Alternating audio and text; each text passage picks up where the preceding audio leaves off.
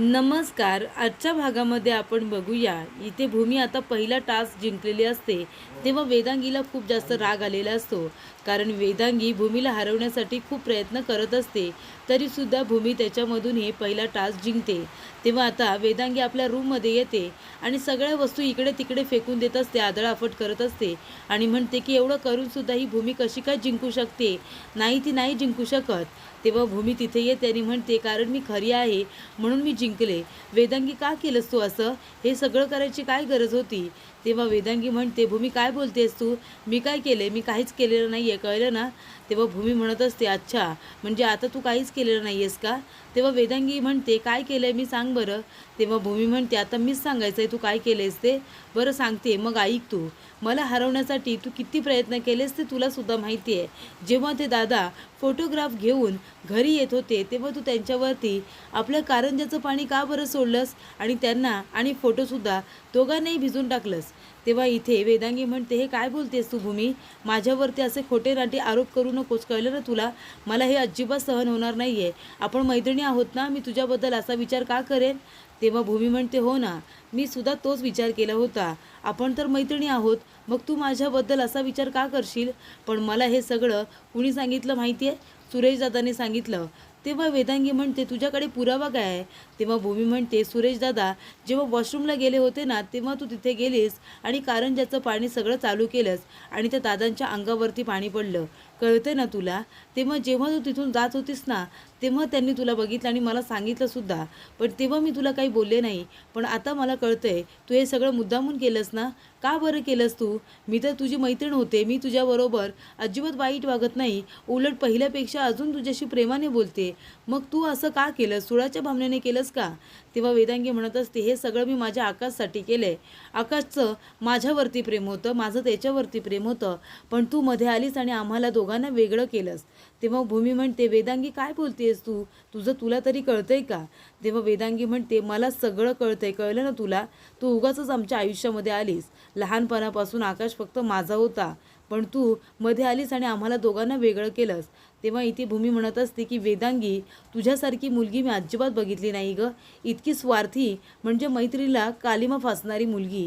जर आकाशला कळलं ना तू आम्हाला वेगळं करण्याचा प्रयत्न करतेस, तर आकाशला ते कधीच सहन होणार नाही, कळतंय का तुला? त्याच्यामुळे आहे ना, आता तू या घरामध्ये अजिबात राहायचं नाही आहे. मला आणि आकाशला जर तू वेगळं करण्याचा प्रयत्न केलास आणि तुझ्यामुळे आमच्या दोघांमध्ये थोडेसुद्धा प्रॉब्लेम क्रिएट झाले ना, तरीसुद्धा वेदांगी ते मी सहन करू शकत नाही, कळलं तुला? मी आणि आकाश आम्ही दोघंजण एकमेकांपासून कधीच वेगळे नाही होणार. तेव्हा इथे वेदांगी म्हणत असते, मी तुम्हाला दोघांना वेगळं करणारच. तेव्हा भूमी म्हणते, तुला आकाशचं प्रेम असं ओरबडून हवंय का? अगं, त्याला जर तुझ्या प्रेमात पाडायचं असतं ना, तर तू कधीच पाडला असतंस. पण तुला माहितीच नाही आकाश कसा आहे, त्याला काय आवडतं काय नाही आवडत, त्याला काय हवंय तुला काहीही माहिती नाही आहे. तुला कळलं ना?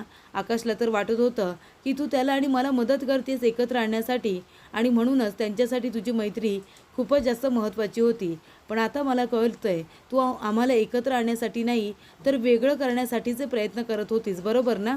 तेव्हा इथे वेदांगी म्हणते, आणि मी तुम्हाला दोघांना वेगळं करणारच आणि आकाशबरोबर मीच लग्न करणार, कळलं तुला? तेव्हा भूमी म्हणत असते, एक गोष्ट लक्षात ठेव वेदांगी, तू या घरामध्ये राहायचं नाही आहे, कळलं ना? अजिबात राहायचं नाही, आत्ताच्या आत्ता इथून निघून जायचं आणि पुन्हा आमच्या आयुष्यामध्ये डोकावूनसुद्धा बघायचं नाही. तेव्हा वेदांगी म्हणते, मला या घरातून बाहेर काढणं तुला एवढं सोपं वाटतं का? तेव्हा इथे भूमी म्हणते, हो, मला सोपंच वाटतंय. तू स्वतःहून हे घर सोडून जा, नाहीतर मग मी काय करेन माहिती आहे ना? वेदांगी म्हणते, हे सगळं तू आकाशला जाऊन सांगशील का? तेव्हा भूमी म्हणते, नाही, आता मी आकाशला सांगणार नाही आहे, कारण त्या बिचाऱ्याचा मैत्रीवरचा विश्वास उडून जाईल आणि मला ते नको आहे. तेव्हा आता तू स्वतःहूनच हे घर सोडून जायचं. तेव्हा इथे वेदांगी म्हणत असते, आणि रागिनी आत्या, त्यांना काय सांगणार आहेस तू? तेव्हा भूमी म्हणत असते की आत्यांना जे सांगायचं आहे ते मी सांगेन आणि तू त्याची काळजी करू नको, तू गेलीस तरी चालेल, असं भूमी म्हणत असते. तेव्हा इथे भूमी आता स्वतः तिची बॅग घेते, त्याच्यामध्ये सगळे कपडे वगैरे भरते, कोंबते आणि ती म्हणते की हे घे वेदांगी, आताच्या आता इथून निघून जा बरं. तेव्हा इथे वेदांगी म्हणते, आता जाते आहे मी भूमी, पण मी परत येईन. तेव्हा भूमी म्हणते की त्याची गरजच पडणार नाही आहे परत यायची, आणि मी तुला एक गोष्ट सांगते, प्लीज तू परत येऊ नकोस, नाहीतर मी तुला सोडणार नाही आहे. नाहीतर मग तुला माहिती आहे ना, मी आकाशला सगळं सत्य सांगेन, मग तो काय करेल ते तुला चांगलंच माहिती आहे. तेव्हा इथे वेदांगी म्हणत असते, मला घरातून काढणं तुला एवढं सोपं वाटतंय का? जेव्हा सगळेजण तुला प्रश्न विचारतील तेव्हा तू काय उत्तर देणार आहेस? तेव्हा भूमी म्हणते, उत्तरं मी देणार नाही आहे, आता उत्तरंसुद्धा तुलाच द्यावी लागतील. तुलाच त्यांना काहीतरी कारण सांगावं लागेल आणि जर तू असं नाही केलंस ना तर मग आत्या, आजी, आकाश, घरातल्या सगळ्यांनाच मी तुझा हा खरा चेहरा दाखवेन. कळलं का तुला? या भोळ्या चेहऱ्याच्या मागे किती मोठी शैतान लपलेली आहे ना ते मी सगळ्यांना सांगेन. कळलं तुला? तेव्हा इथे भूमी म्हणते की आकाशचा माझ्यावरती किती विश्वास आहे हे तुला चांगलंच माहिती आहे. त्याच्यामुळे आता तू इथून कसं निघून जायचं आणि कुणाला काय कारण द्यायचं हे तुझं तू ठरव. कळलं तुला? पण आता पुन्हा या घरामध्ये पाऊल ठेवायचं नाही. हे घर माझं आहे आणि ते माझंच राहणार.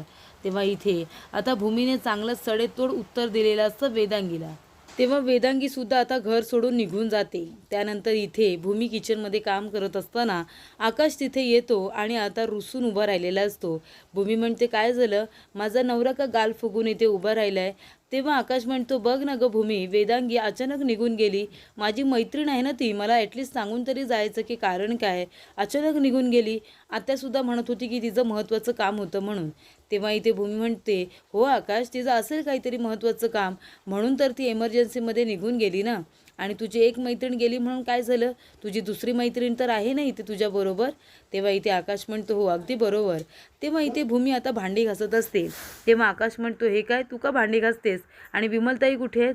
तेव्हा इथे भूमी म्हणत असते, आकाश, अरे त्यांना बरं वाटत नाही आहे म्हणून मी म्हणाले तुम्ही आराम करा, मी टाकते ना भांडी घासून. तेव्हा आकाश म्हणतो, ठीक आहे, मी सुद्धा तुला मदत करतो. तेव्हा भूमी म्हणते, कशाला आकाश? तेव्हा आकाश म्हणतो, असं कसं? आता तू माझी बायको आहेस, अर्धांगिनी आहेस ना तू, मग जे तुझं काम असेल तर मला पण करायलाच पाहिजे ना तुला मदत, म्हणून मी तुला मदत करतोय. तेव्हा इकडे आता कापड घेऊन भूमीची भांडी घासत असते ते आकाश आता पुसून ठेवत असतो. त्यानंतर इथे आता आकाश आणि भूमी दोघं जण रोमॅन्टिकसुद्धा झालेले असतात. तेव्हा भूमी म्हणते, आकाश, आता आपण वर्तमानात येऊया का? तेव्हा इथे आकाश म्हणतो, मी वर्तमानातच आहे. तुला माहिती आहे ना, वर्तमानामध्ये भविष्याची स्वप्न पडणं म्हणजे काय असतं? तेव्हा इथे भूमी म्हणते की त्याला भाग्य म्हणतात. तेव्हा तेथे आकाश म्हणतो की त्याला भाग्य नाही, त्याला भूमी म्हणतात. तेव्हा इथे भूमी म्हणते, बरं ठीक आहे आकाश, मला एक गोष्ट सांग बरं तू, आपण आता राजाराम काकांना सोडवण्यासाठी जे काही प्रयत्न करतोय ते कुठपर्यंत आलेत? त्यांचा काही पत्ता लागला का कुळेकर यांचा? तेव्हा इथे आकाश म्हणतो की मी मुंबई ऑफिसला आता माणसं पाठवलेली आहे, तिथे चौकशी करून कळेल की तो माणूस खोटा होता की खरा. तेव्हा इथे भूमी म्हणत असते की आपल्याला एवढ्या वेळच आता थांबता येणार नाही, आपल्याला अजून पुरावे गोळा करावे लागतील. तर इथे आता सगळे काही हक्क अधिकार आता आजीला भूमीच्या हातामध्ये द्यायचे असतात. हे सगळं आता इथे रागिणीला आठवत असतं. रागिणी म्हणत असते, ही भूमी पण ना खूपच जास्त चालाक निघाली. त्या वेदांगीला सुद्धा तिने ह्या रस्त्यातून बाजूला केलेलं आहे. तसं तिला बाजूला केलं तेच ठीकच आहे म्हणा, पण आता ती काहीतरी नवनवीन शोधून काढण्याचा प्रयत्न करते. सगळ्या परीक्षांमध्ये सुद्धा पास होते. म्हणजे एक ना एक दिवस या सगळ्या चाव्या तिच्या हातामध्ये जात आहेत की काय? बिझनेस तर बिझनेस, पण आता घरसुद्धा हातातून गेलं, मग काय उरलं माझं? असं आता इथे रागिणी विचार करत असते. काही करून तिचा काटा काढायलाच हवा. तेव्हा आता गुरुजींचा फोन येतो. इथे वारकरी संप्रदायामधले गुरुजी फोन करतात आणि म्हणतात की रागिनी मॅडम, दरवर्षीप्रमाणे आमची इथे पालखी तुमच्या घरी महाजनांच्या इथे सुद्धा येईल. तेव्हा रागिनी म्हणते, काळजी करू नका, तुम्ही या बरं. आणि आता सगळी जबाबदारी आमची सून घेणार आहे. नवीन सून आली आहे ना, ती सगळी जबाबदारी घेणार आहे. मी तिचा नंबर तुम्हाला आणि तुमचा नंबर तिला देऊन टाकते. मग नंतर तुम्ही एकमेकांबरोबर कॉन्टॅक्ट करा. जे काही तयारी करायची आहे ती सगळी तुम्ही तिला सांगा. तेव्हा इथे रागिणीने हा सगळा प्लॅन केलेला असतो मुद्दामून भूमीला फसवण्यासाठीचा. तेव्हा इकडे आता भूमीने सगळं सामानाची यादी केलेली असते आणि सामान मागून घेतलेलं असतं. तेव्हा ती आता दादांना सामानाचे आणि थोडेसे पैसे वरतीसुद्धा देते.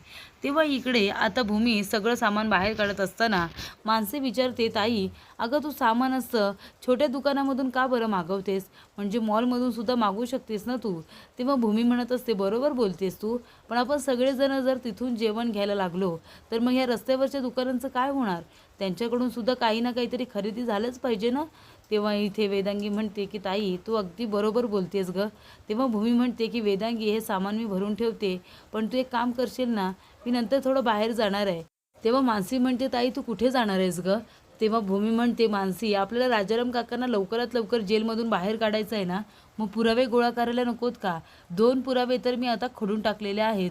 त्यातला एक पुरावा म्हणजे राजाराम काकांना फोन आले होते, ते तांडेलचे होते. हा पुरावासुद्धा तिथे नष्ट झाल्याने पैसे हे कुळेकरलाच दिलेले होते. कामानिमित्तचे ते पैसे होते, ते तांडेला दिले नव्हते. हे सुद्धा आता मी सिद्ध करणार आहे.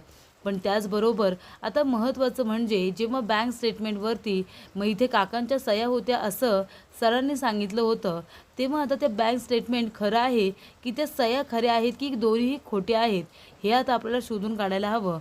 तेव्हा मानसी म्हणते की ताई, तुझा विश्वास आहे ना की बाबांनी काहीच केलेलं नाही आहे, म्हणजे त्यांना लवकरात लवकर बेल मिळेल. तेव्हा त्या दोघींचं बोलणं आता पौर्णिमेने सगळं ऐकलेलं असतं आणि पौर्णिमा आता तिथेच थांबून विचार करत असते की रागिणीला सांगू की नको. तर इकडे रागिणी आता खूप विचार करत असते. ती म्हणत असते की आई, आता आपल्या इथे पालखी येणार आहे दरवर्षीप्रमाणे, तेव्हा सगळी तयारी आधी चोख झाली पाहिजे. तेव्हा आजी म्हणतात, तू काळजी करू नको गं, भूमी आहे ना, मागच्या वेळेसारखी भूमी तयारी करेल सगळी. तेव्हा इथे आता रागिणी म्हणत असते, बरं ठीक आहे, आता ही जबाबदारी मी तुझ्याकडे आणि भूमीकडे दिलेली आहे. तेव्हा इथे आता या परीक्षेमध्ये भूमी पास होईल का असं बोलल्यानंतर आजी म्हणत असतात की होणार, माझी सून कुठल्याही परीक्षेमध्ये पास तर होईलच. तेव्हा इथे आता त्या दोघीजणी बोलत असताना भूमी आते सरंजामी वकिलांना घेऊन आलेली असते. तेव्हा इकडे रागिणी म्हणते, हे वकील इथे काय करतायत?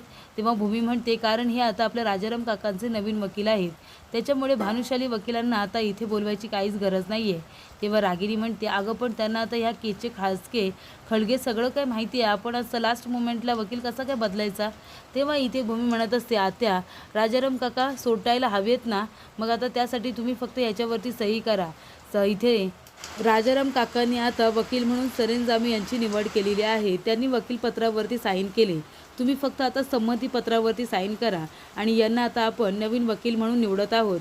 तर आकाशनेच यांना फोन करून सगळं काही सांगितलं आहे, ही केससुद्धा समजावून सांगितलेली आहे, तुम्ही काळजी करू नका. तेव्हा रागिणी म्हणत असते की ठीक आहे, आता तू एवढं म्हणतेस आहेस तर मी करते मग ह्याच्यावरती सही. तेव्हा भूमी म्हणते, करताय ना, करा ना मग.